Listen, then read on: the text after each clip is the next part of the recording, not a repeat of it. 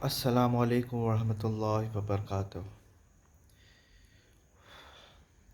आज मैं आपको कुछ ऐसा बताने जाऊंगा कि उसको समझ के जो है आप लोगों की जो है पर्सनैलिटी को डिसाइड कर सकते हो।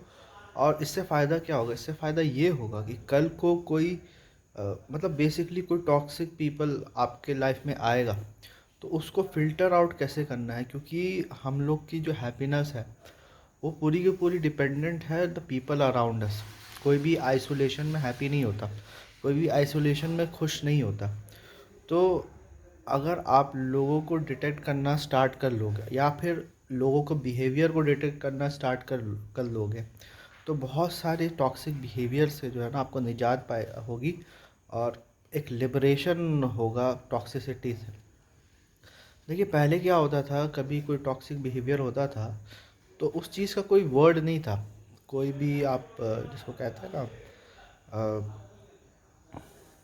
कोई भी नाम उसको नहीं दिखा दिया जाता था, उस चीज़ को डिफ़ाइन नहीं किया जाता था।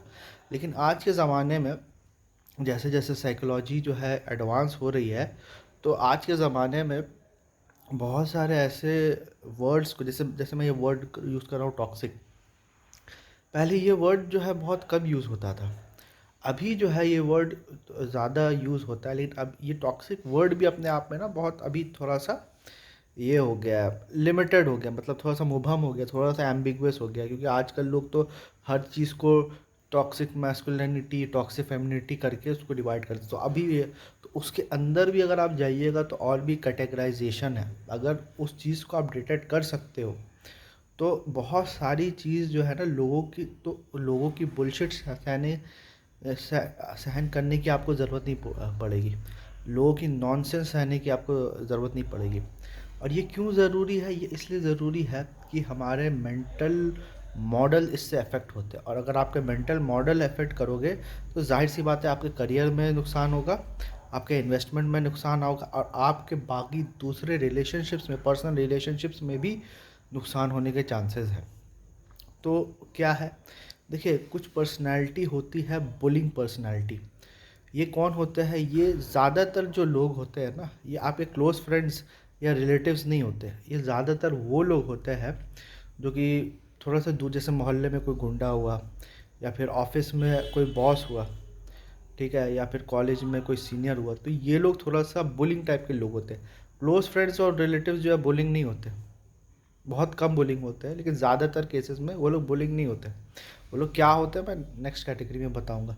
तो जो बुली है उसके अपने कुछ चाइल्डहुड इश्यूज होते हैं जो कि रिजॉल्व नहीं हुए हैं। तो बुली को जो है ना, बस ये पता चल जाए ना कि सामने वाला आपसे डरता नहीं है ना, तो वो बुलिंग करना आपको छोड़ देगा। ठीक है, जब उसको जाके आप खुद ही जो है बता दो कि देख बे, तू जो भी हो, मैं तेरे से डरता नहीं। और कभी कभार तो ये होता है कि वो हमारे बॉस है तो इस तरह से बात नहीं कर सकते।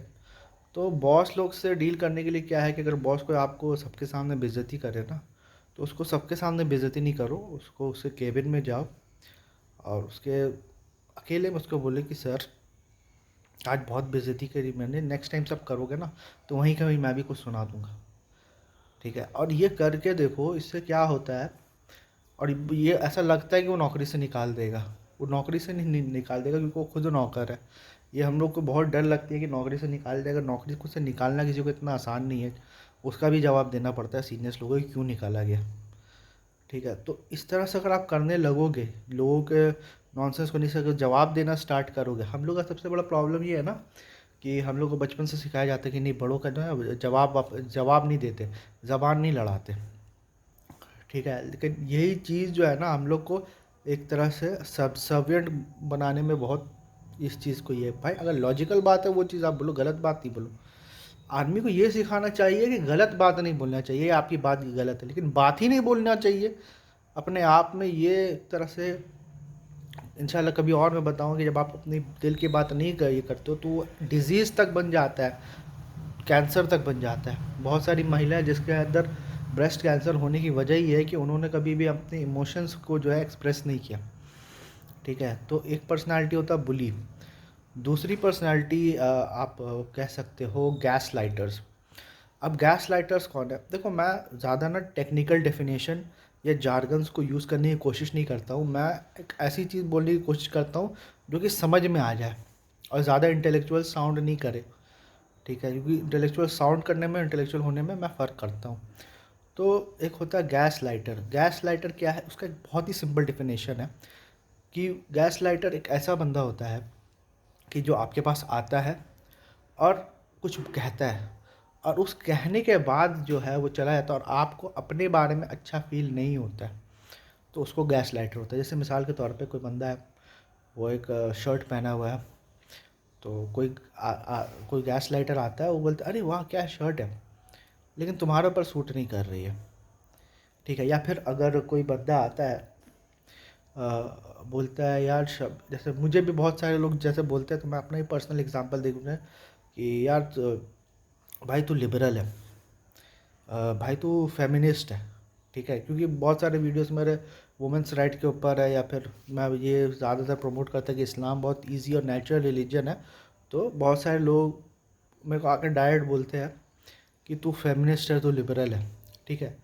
तो ये एक गैस लाइटिंग हो गया। गैस लाइटिंग इसलिए हो गया कि देखो, एक बंदा आता है मुझसे इंगेज करता है और मेरे को पूरा एक्सप्लेन करता है कि भाई तूने ये बात जो कही है ना, ये बात गलत है, और क्योंकि ये गलत है, बात को देखो गलत होना पड़ेगा, पहले आपको साबित करना पड़ेगा कि मेरी बात गलत है, लॉजिकली या फिर अदरवाइज। तो अगर बात गलत है, सपोज़ अगर बात गलत है मेरी, ठीक है, इसलिए तू फेमिनिस्ट साउंड करता है, तो ये गैस लाइटिंग नहीं है, ये आप एक तरह से उसको क्रिटिसाइज़ कर रहे हो, जो कि बहुत ही पॉजिटिव क्रिटिसिज्म है, जो उसके लिए काम आएगा, जो उसका उसका भलाई करेगा, उसको अपने बारे में कुछ पता चल जाएगा गलती, अगर वो अच्छा लड़का होगा तो उसको काम आएगा, अगर वो क्रिटिसिज्म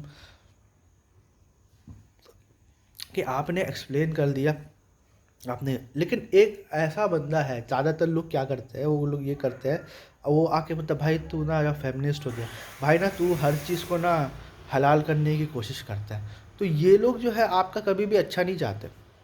आपको ऐसा लग, वो लोग बताएंगे, वो लोग दिखाएंगे कि भाई मैं तेरे भले के लिए कह रहा हूँ, ठीक है, लेकिन ये लोग कभी भी अपना तो आपका भला नहीं कर रहे। ये लोग एक्चुअली जो है ना, आपको आके गैस लाइट कर रहे हैं और अपना जो है एक तरह से भड़ास और फ्रस्ट्रेशन निकाल रहे हैं, ठीक है? तो आप इससे इन लोगों से एंगेज करना चाहोगे ना कि अच्छा भाई बताओ क्या होगा, तो ये आपको पर्सनल अटैक करेंगे, ऐड हम होमिनम ये करेंगे, और आप इनकी अगर बात नहीं मानोगे ना, तो ये लोग बोलेंगे कि भाई तेरे से तो बहस जीतना आसान नहीं है, तू तो कभी किसी की बात मानता नहीं है। हालांकि सामने वाला रेडी है कि तुम उसको फेमिनिस्ट बोल लो या कुछ कुछ भी तुम बोल लो उसको, तो वो उस चीज़ को कंसिडर करने के लिए रेडी है। इस चीज़ के लिए उसको अप्रिशिएट करना चाहिए, रादर देन क्या कि आप ज़बरदस्ती जाके उसको पिन मार रहे हो, ज़बरदस्ती विदाउट एनी रीज़न। आप किसी को भी जाके मतलब किसी के भी इसमें जाके कमेंट सेक्शन में जाके कुछ ऐसा नेस्टी लिख रहे हो, ठीक है? एक क्रिटिसिज्म लिखना अलग बात है, किसी से इख्तलाफ करना अलग बात है, लेकिन ज़बरदस्ती या कुछ नेस्टी कमेंट्स लिख रहे हो, ठीक है, कि तुम फितना फैला रहे हो और तुम ये कर रहे हो, तुम वो कर रहे हो, ठीक है, तुम फेमिनिस्ट हो, तुम लिबरल हो, तुम सेकुलर हो। हालांकि वो बंदा क्लेम नहीं कर रहा, कुछ नेस्टी लिख रहे हो जिसको वो पढ़ने के बाद उसको भी अच्छा नहीं लगेगा, ठीक है? तो ये गैस लाइटिंग होता है। तो गैस लाइटर्स का, अच्छा, ये क्लोज फ्रेंड्स एंड फैमिलीज़ में मौजूद होते हैं, ठीक है? बुलीज़ जो है क्लोज फ्रेंड्स और फैमिलीज़ में उतने मौजूद नहीं होते हैं, ठीक है, लेकिन गैस लाइटर्स जो होता है वो क्लोज फ्रेंड्स एंड फैमिलीज़ में मौजूद होते हैं, ठीक है? तो ये गैस लाइटर्स लोग का मैं आपको बता रहा हूँ, एक ही उसूल है, ये चीज़ आप लिख लो कि इन लोगों को कहीं पर भी तुम देखो, ठीक है, जस्ट अवॉइड देम। अगर सोशल मीडिया में कोई आगे गैस लाइटिंग करता है, ब्लॉक कर दो। अगर ऑफलाइन कोई तुम्हारे जान पहचान का है, कोई क्लोज फ्रेंड रिलेटिव है, कुछ कुछ भी ऐसी बात बोलता है जिसको सुन के तुम्हें अच्छा फील नहीं होता है अपने बारे में, ठीक है, अपने बारे में कुछ डाउट क्रिएट्स होता है, तो just block him, just avoid them, ठीक है? इन लोगों का कोई कोई इलाज नहीं होता, ठीक है? लोगों को तुम जितना मौका दोगे ना, उतना वो लोग ऐसा करेंगे और at the end of the day तुम्हारा टाइम वेस्ट होगा। तो अभी मैंने दो पर्सनैलिटी बताया, कि बुली, दूसरा गैस लाइटर। इंशाल्लाह आगे अगर आप लोगों को पसंद आएगा तो मैं और भी कुछ कॉन्सेप्ट बताऊंगा, जैसे कि पैसिव एग्रेसिव बिहेवियर हो गया और नार्सिसिज्म, जो कि सबसे ज़्यादा मुझे लगता है कॉम्प्लिकेटेड पर्सनैलिटी है। अस्सलाम वालेकुम रहमतुल्लाहि व बरकातहू। लास्ट वीडियो में मैंने ये बताने की कोशिश की थी कि गैस लाइटर्स कौन होते हैं और बुली पीपल कौन होते हैं, जो लोगों को बुली करते हैं। तो आज मैं ये बताने की कोशिश करूँगा कि एक होता है पैसिव अग्रेसिव बिहेवियर। अब ये पैसिव अग्रेसिव बिहेवियर क्या होता है? पैसिव एक होता है active aggressive behaviour. Active aggressive behaviour तो ये होता है कि आप जो है सामने वाले को गाली दे दो, ठीक है, या सामने वालों को आप मारो पीटो, तो ये एग्रेशन होता है, लड़ाई झगड़ा। तो ये चीज़ तो दिखता है और ये बहुत कॉमन होता है, आदमियों में भी रहता है। लेकिन एक होता है पैसिव अग्रेसिव बिहेवियर। अब पैसिव अग्रेसिव बिहेवियर क्या होता है? पैसिव अग्रेसिव बिहेवियर ये होता है कि कोई भी बंदा या बंदी आपको साइलेंट ट्रीटमेंट दे रहे।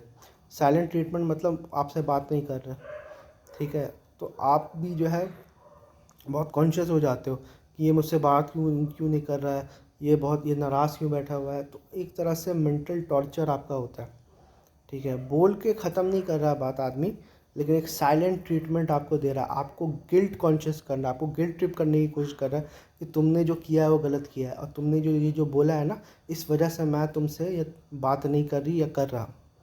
ये लड़कियों में ज़्यादा होता है। और ये साइलेंट ट्रीटमेंट एक ऐसी चीज़ है कि या तो आपने की होगी या तो आपके साथ हुई होगी, दो में से एक है।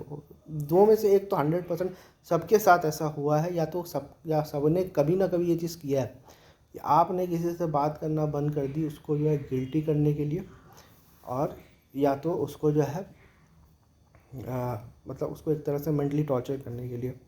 तो ये जब आप समझ जाओगे कि कौन बंदा आपके साथ पैसिव एग्रेसिव बिहेवियर कर रहा है, कौन जो आपके साथ साइलेंट ट्रीटमेंट कर रहा है, तो आप उसको अवॉइड कर सकते हो, इन अ सेंस कि आपको पता है कि ये बंदा जो है एक्चुअली मेरे साथ गलत कर रहा है।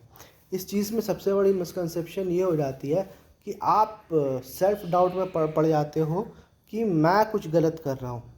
लेकिन एक्चुअली बात उल्टा है कि कोई बंदा आपसे बात नहीं करके, मैटर को रिजॉल्व नहीं करके जो है आपको साइलेंट ट्रीटमेंट दे रहा है। तो इससे यही साबित होता है कि वो बंदा जो है वो आपको जो है वो आपको एक तरह से मेंटली टॉर्चर करता है, वो आपको इमोशनली ब्लैकमेल कर रहा है। तो ये पैसिव अग्रेसिव बिहेवियर के इसमें जाता है। तो और पैसिव अग्रेसिव बिहेवियर को कभी भी रिवॉर्ड नहीं करना चाहिए। मतलब कोई बंदा बात अगर नहीं कर रहा है तो उसके पीछे पकड़ के नहीं बोलना चाहिए कि नहीं नहीं प्लीज़ मुझसे बात कर लो, ठीक है। तो इस तरह से हम लोग को इस चीज़ से, पैसिव अग्रेसिव बिहेवियर से डील करना चाहिए। और उस अब जो एक बहुत ही कॉम्प्लिकेटेड पर्सनालिटी है, जो कि है नार्सिसिस्ट पर्सनालिटी। उसमें क्या होता है नार्सिसिज्म में? अस्सलाम वालेकुम रहमतुल्लाहि व बरकातहू।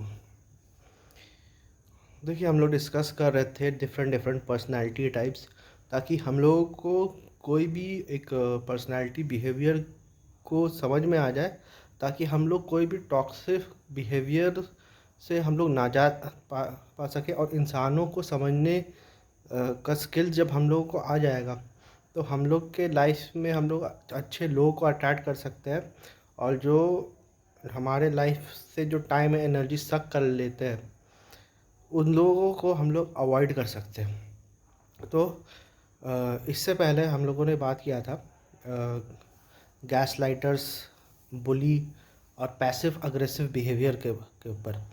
अभी जो है एक बहुत ही कॉम्प्लिकेटेड पर्सनालिटी है, वो है नार्सिसिस्ट या नार्सिसिज्म। बहुत आपने सुना होगा। मैं यूजुअली अपने समझ के हिसाब से इसको समझाऊंगा, मैं इतना टेक्निकल नहीं होऊंगा। हो सकता है मेरी बात और जो आप लोग एकेडमिकली जो पढ़ते हो उसमें थोड़ा बहुत टेक्निकल डिफरेंसेस होंगे, लेकिन कॉन्सेप्ट ओवरऑल जो है वो सेम ही रहता है। तो नार्सिसिस्ट कौन है? नार्सिसिस्ट एक ऐसा पर्सन है जो कि एक्सट्रीमली नाइस है, बहुत अच्छा बहुत अच्छा। ये गैस लाइटर की तरह, देखो, every narcissist is the gas lighter, but not every gaslighter is the narcissist. ये बात आपको समझना पड़ेगा। तो ये लोग जो है ना, बहुत ही इनका जो मेन ट्रिक होता है वो है मैनिपुलेशन और कंट्रोल। ये दूसरों की लाइफ पे कंट्रोल करना चाहते हैं। ये जो है सेल्फ ऑब्सेस्ड होते हैं और इनको जो है सिर्फ अपने बारे में ही जो है सोचना होता है, अपने ही बारे में। It is all about themselves. ठीक है, तो ये लोग जो है क्लोज रिलेटिव्स और क्लोज फ्रेंड्स में ही होते हैं, क्योंकि जो कोई स्ट्रेंजर नार्सिसिस्ट कोई स्ट्रेंजर आपको कंट्रोल नहीं कर सकता। और इवन ऑफिस में भी जो है आप एक हद तक, चलो ठीक है, आपका बॉस जो है नार्सिसिस्ट हो सकता है, लेकिन उसको भी फिर एक हद तक आप अवॉइड कर सकते हो, कंपनी चेंज करके या फिर ट्रांसफ़र लेकर या फिर ये।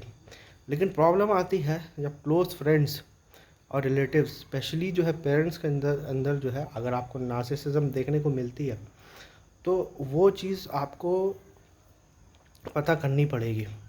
क्योंकि अनफॉर्चुनेटली हम लोग के यहाँ जो है नार्सिसिज्म बहुत कॉमन है।